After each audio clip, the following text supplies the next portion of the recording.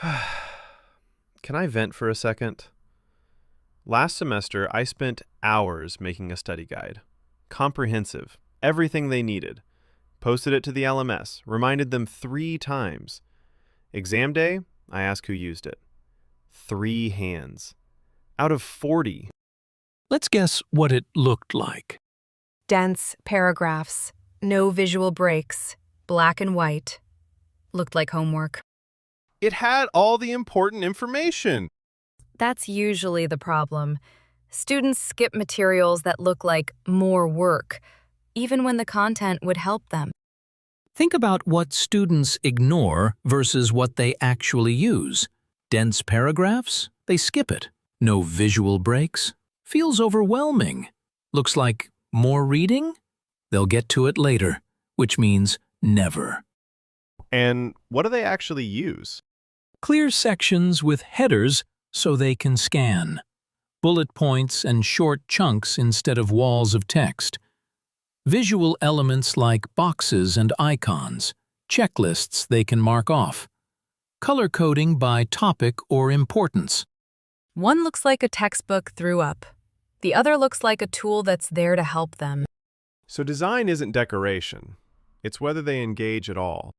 Exactly. Communication, not decoration. Okay, so what should a good study guide actually include? Start with a quick overview. 3 to 5 bullet points summarizing the topic in under 100 words.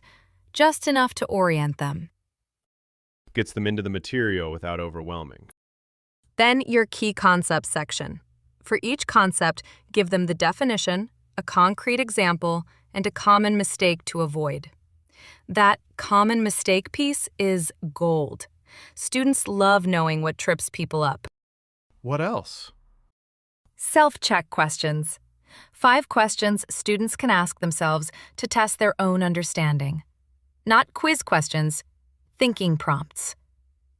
Can I explain why this matters? Could I apply this to a new situation? So they're assessing themselves before the exam. Then a connections section. How does this topic link to other course material? Students often miss these relationships. And finally, exam tips. Specific advice for demonstrating mastery on your particular assessment. AI can generate this structure in about 30 seconds. You fill in the content from your expertise. Drop it into Canva. 20 to 30 minutes total. And students will actually use it? More than 3 hands, at least. Because it doesn't look like punishment. What about other materials? I always struggle with discussion questions. Half the class gives one-word answers. That's usually a question design problem, not a student problem. What do you think about X? Invites short answers. There's no cognitive demand. So what works better? Questions that require thinking. How would your answer change if Y happened? What would you do differently if this constraint were removed? Where does this logic break down? Those demand engagement. AI can generate discussion questions at different cognitive levels, some for comprehension, some for application, some for analysis. You pick which fit your goals. What about case studies? Those take forever to develop. I can generate case study frameworks based on your concepts. The structure, the decision points, the discussion prompts. You add specific details, local businesses, industry examples, current events, that make it relevant to your students. Same principle for everything.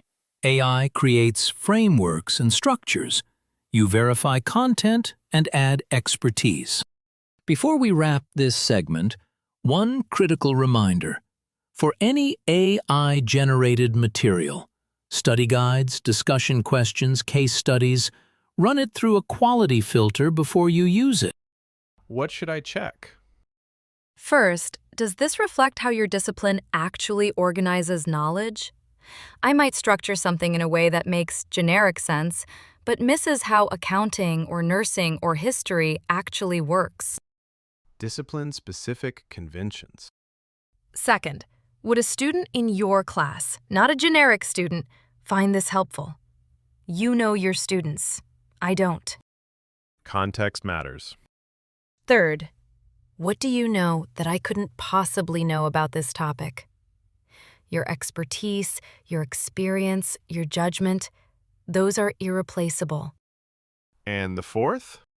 Is anything technically wrong that sounds right? That's my specialty. I can be confidently incorrect. It's a gift. At least you're self-aware. Self-awareness doesn't prevent the problem. Verification does. Okay, let's move on. Next segment, we move from preparation to delivery. How AI helps during the actual semester in real time. Live classroom use? Live classroom use, storytelling, critical thinking activities, session summaries, and possibly course chatbots. That's where things get really interesting.